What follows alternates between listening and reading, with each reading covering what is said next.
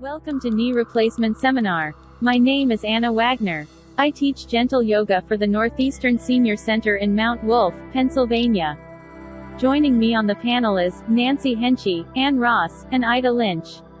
Also joining us on camera is Sylvia Aline. Thank you to members of panel and Sylvia for agreeing to be videotaped. We will be sharing our experiences with complete knee replacement. Everyone on the panel had 1, 2 or 3 knee replacements. Knee surgery. Why is it done? For Mayo Clinic, the most common reason for knee replacement surgery is to relieve severe pain caused by osteoarthritis. People who need knee replacement surgery usually have problems walking, climbing stairs, and getting in and out of chairs. Some also have knee pain at rest. Let's get started.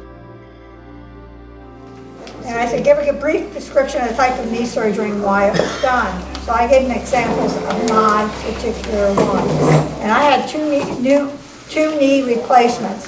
One was because it kept catching in the back. So when I would walk, and I was teaching at the Y at the time, or wherever I was on the floor, it would hook and back, and I couldn't get it on hook. So there was always the danger of falling. And when you sleep, it would catch him back. I have bone and bone, so it was just like a little piece of skin that caught in the back. They tried their shots. I did them once. They only lasted a week for me. So some people can take the shots, some people can't. The second one, I got the knee surgery because I couldn't walk very far. I'd walk up maybe from here to there because I couldn't bend the knee. Because I had bone on bone on that, I have structural problems, and I have osteoporosis, they decided, we're not even going to go with the shots, we'll just do the operation. That's my story. Painful for recovery, everybody's different. If you can take the opioids, fine, I couldn't. I was taking Tylenol. That was it, over-the-counter Tylenol. So it just depends on each person. Now, would you like to tell your story on your knee? Sure. I want to give you a thing to tell your grandchildren. You know, children are always falling and doing things. Please, please, get them their knee safety pads. It may seem odd, they may not want to use it. It's like your seatbelt in the car. You have to learn to use it. I was always falling as a child, and they're saying that that's what helps it to go along. I had my first right knee done, and that was in 1998. So it's old and it's holding up.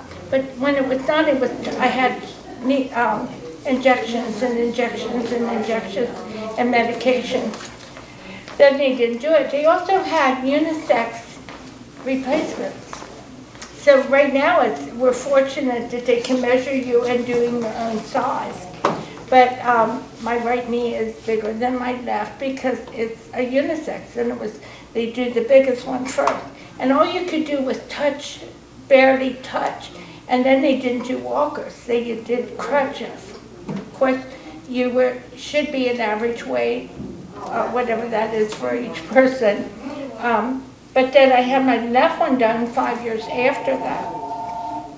And then the first one they glued the paraphysis together. And I'll back up. If you ever have a replacement, ask them for a card. It will either have a picture of your paraphysis that's in your leg or one close to it. The first one that I had on the right leg, they cemented both ways. So you had to wait weeks and weeks for that cement to hold the paraphysis. My left leg, I had to go to Hershey for. The surgeon that did the right one had died. So I had to go to Hershey, and they screw both. Paraphysis are two pieces that are put together. Especially when you have bone on bone, they have to cut all that away and get rid of it. And it's two pieces that connect, like a ball and a joint.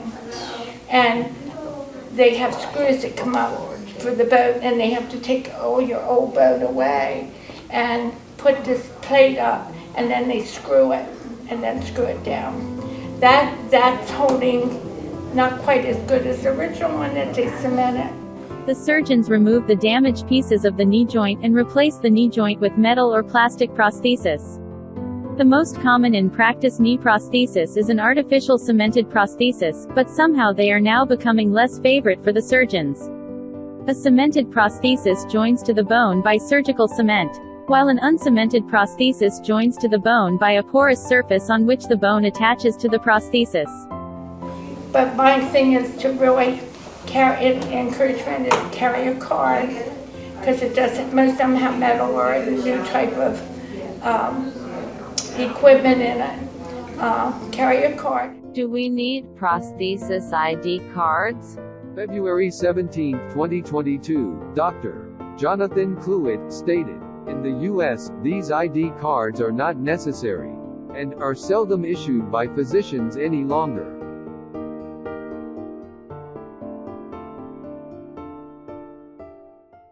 And also be very careful. If you start to feel pain or you start it will wiggle a little bit, right, Ian? It is a possibility that the replacement of knee joint might become loose or dislodged. In the case of loosening and dislodging of the knee joint, the doctors might need to resurface the joint again in the future. There is also the possibility that blood vessels or nerves in the affected area of surgery might become weak, numb, or suffer from an injury. Any problems? Consult with your doctor. Connected. Yeah. Your whole body, everything's connected. So don't put it off, and don't get scared to do it. The longer you put it off to get it checked, the worse it is. And I like what Ian said about the injections. It's okay to try them, but it's not a permanent thing. Thank you. Yeah. Now, Anne, would you like to tell your story?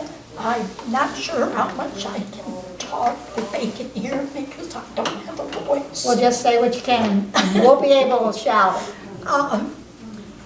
I had my first knee surgery back in 2013, and before that I went through the same thing of shots. They did absolutely no good whatsoever. She went through shots and she had the same reaction I had. Yep. Nothing. So I had it done in 13, but I kept having trouble with pain. I was having trouble with my exercising and everything.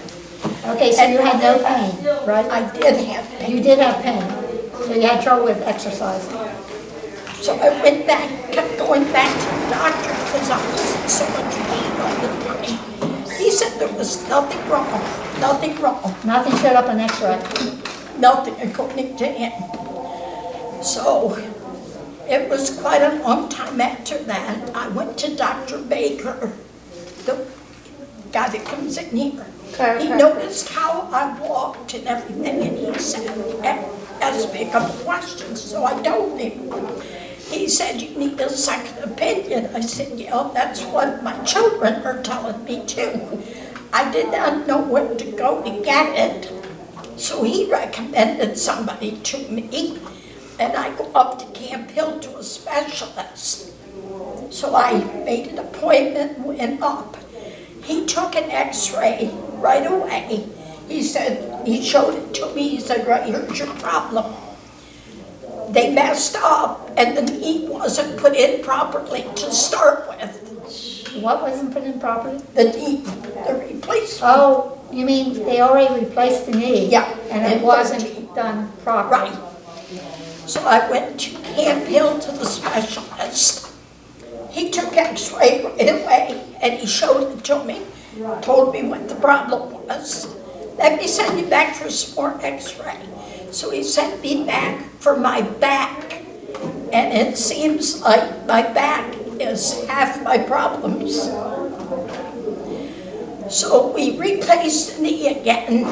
That was 3 years later, in 2016. I had it replaced again. They sent me for therapy with all my knee surgeries. While I was in therapy, my other knee, which we knew was going, completely collapsed. Wow. So I couldn't even do my therapy. I had to quit. So, let's see, after that, I went and had the other knee replacement done in the left leg. And that one turned out really good. It didn't take me too long at all to heal and stuff. Were you in a lot of pain after your operation? Yes, yes. Of course, in between I had bad news. So I was fighting that also. And then everything was going along fine I was out in here for a long time. I came back. Everything seemed to be going good after I got out of my therapy. Then all of a sudden I started having knee pain again. Couldn't figure out why. So I went back up to the doctor. He took some more back exercise. He said, I'll tell you what your problem is. You've got arthritis in your back, really bad, which I already knew. I have it in my whole body. It's going down my back, in my sciatic nerve, and it's in my knees. Right now, my knees are in so much pain. I can't walk very far at all. They wanted to do back surgery, and I told them, no. We tried the shots. The shots in my back does not work either. Okay, so you're immune to those shots. And I thank you very much, And Ann. they didn't do the exercise. Just because you had a knee operation doesn't mean it's fixed forever. And you have to build up for knee surgery or for anything else for your knees. You want to build up these quad muscles here. Right. That's what you want to strengthen.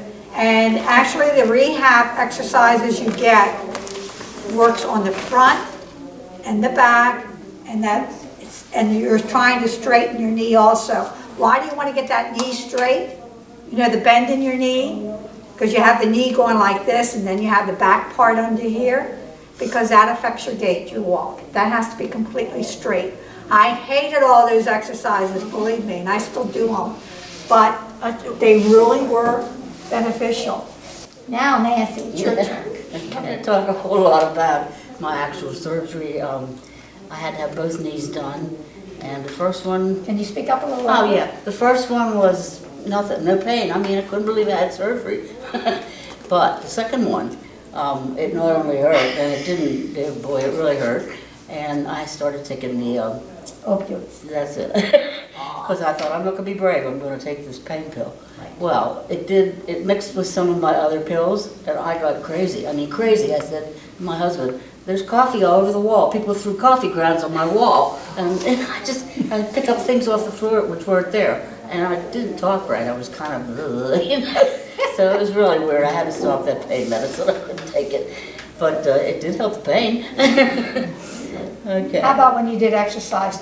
Did you take it in time to do your exercises? I didn't do so good with coordinating it. I just went ahead and did the exercises. But Tell a story about putting your stockings on. That's hilarious. oh my God, that was torture. I mean, really, I had to wear the big long ones, came clear up in here, and I would pull and twist, and he and I both would be trying to get them on.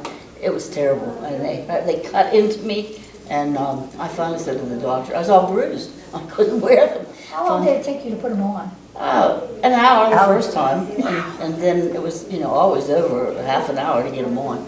And twist and pull and it was horrible. I thought the knee highs would have been good enough. I had knee highs. It depends on your doctor. Yeah. And the reason you have to wear socks, there's compression socks afterwards, is for the swelling.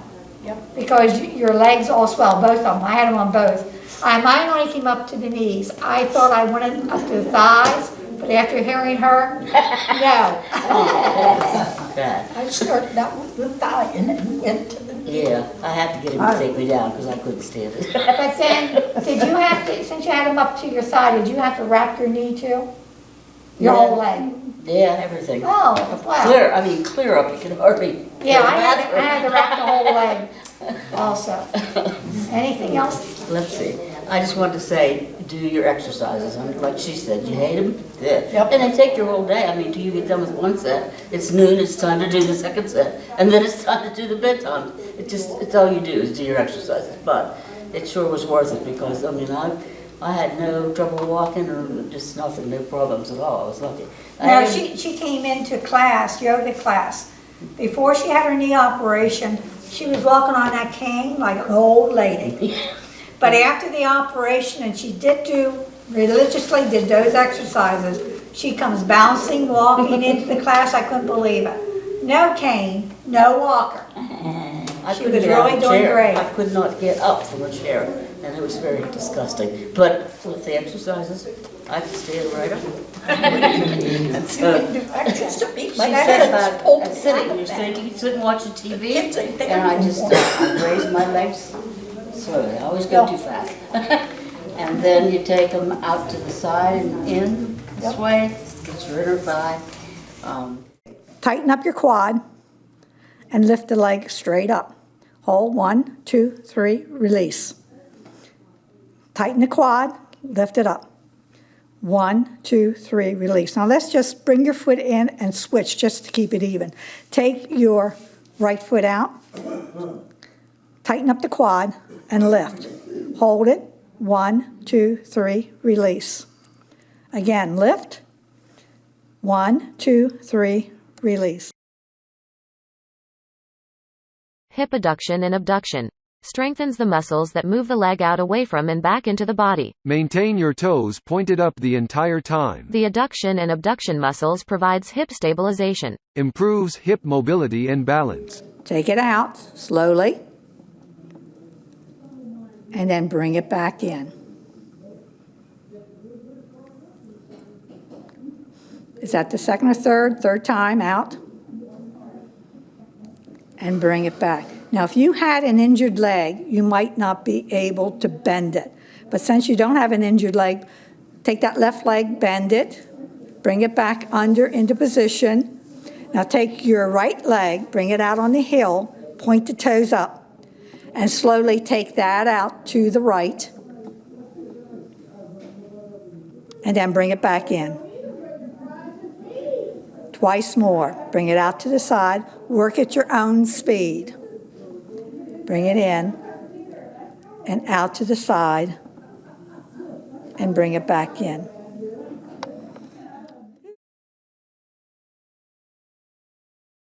Any other A exercise? simple thing, it sounds dumb, but it works. You just bring your leg up and let it fall. She's done the stumper. And the stumper is good for if you swell. And summer, so you might want to do it. So if you swell up, or if you have that disease where if you have diabetes, sometimes you have no feelings in your feet. Neuropathy. What is it? Neuropathy. That's it. I'm glad you pronounced it because I would have pronounced it wrong. So if you're sitting down, you just take a hold of your leg and you just lift it up. You don't have to lift it up high, just there. And then you drop it. Just lift it up and drop, stomping. That's all you're doing, stomping. Foot stomp stimulates the capillaries and increase circulation in the bottom of the feet. Just lift one leg. It doesn't have to be high, 2 to 3 inches. Then I want you to drop it down making a stomping noise. Alternate legs. So if any of your friends where you see their feet look a little swollen, a little bluish or purplish, have them do this. Oh, there comes. Just lift it up. Yeah. The thing is, you pretend you're going to sit in a chair, but you actually don't. You start to, and then you stand back up. And it's all good for quads right here. We're going to do the blast off, but I'm not going to ask you to do 30. I'm only going to ask you to do 3. And anyone who can't get out of the chair, do your butt squeezes. Remember, your feet are forward. You're going to press on the heels, and and you should be popping The up. gluteus or butt squeezes are another way to build your muscles of independence. Chair pose, lift off. Keeping the gluteus strong 1, is extremely sit down. important in the prevention of lower 2, back, hip, and knee dysfunction. It will also give you a nice lift to your rear. Chair pose is great for building the strength of your muscles of independence. This version of getting out of a chair is fun and challenging. Down. And blast off. Yay!